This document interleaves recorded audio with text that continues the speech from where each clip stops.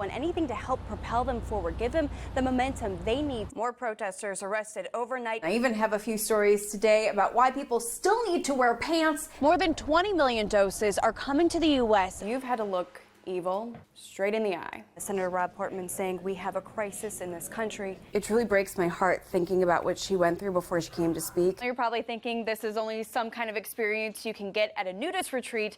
Oh no. This is happening and it can happen to your kid. Do you think that they understand what they're doing to children? Do you think they care? An exclusive look inside the military base. How would you describe quarantine and what was the hardest part? The FBI is going to be jumping in on this investigation. Cuddling with a giant cow is weird. This crevasse in the middle is to help support and protect your spine if you're rolling out your back. Thank goodness this was a fake 13-year-old girl.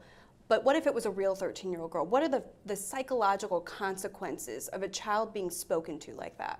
Mayor Bill de Blasio is saying moderates will not win this election. I was comfortable with death and dying. How did you do that? Why did you even sign up and say, yes, this is a job I'm going to do? The mayor saying that this is typically a safe area, and just again noting how random these mass shooting attacks are, that it seems like there's not a set place for people just to avoid. Now condolences are being sent in from all over, including the president tweeting, God bless the people of El Paso, Texas, and God bless the people of Dayton, Ohio. The governor offering his condolences, his thoughts and prayers with his wife. Just obviously a tragic day here in Ohio. I thank the doctors all the time because I really believe that they've saved his life twice. Imagine being new parents. You bring your baby boy home from the hospital, and the first 6 weeks are filled with love and the typical sleepless nights. But then something goes very wrong.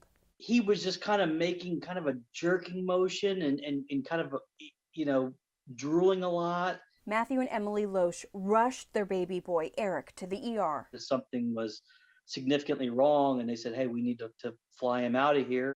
Little E, as he's affectionately known, would be diagnosed with epilepsy due to abnormal development of the brain. Eric would end up needing 2 brain surgeries starting when he was just 3 months old to control his seizures. When he went into surgery on February 2nd, he was having over 120 seizures a week. His most recent surgery would permanently change him. Probably the easiest comparison is somebody who's had a major stroke. The surgery disconnected the right side of his brain, so it affects the left side of Eric's body. He can't use his left hand. It affects his vision, and he's learning to walk again. Go, Eric. Go, Eric. It's hard watching your son go from a very active 3.5-year-old running, jumping, riding his bicycle, to not being able to even swallow food after surgery or take a drink of water. He had to relearn how to do all that. You're doing good, Bubba. We know, he'll never be back to 100% on these things. But the one thing about Eric is he has always beat expectations. You're doing good, buddy. But the family felt they had no other choice because the seizures could kill him. I was worried that he would go into a seizure during the night and that we wouldn't know and him not wake up in the morning. Especially like when he was a baby, it was just, that's why someone was awake with him 24/7. Little E's last surgery was February 2nd. After 6 long weeks, he was finally allowed to leave Nationwide Children's Hospital and come home. And this was a homecoming the family will never forget. Fire trucks escorted him into West Portsmouth. This little fighter was made to feel like a celebrity.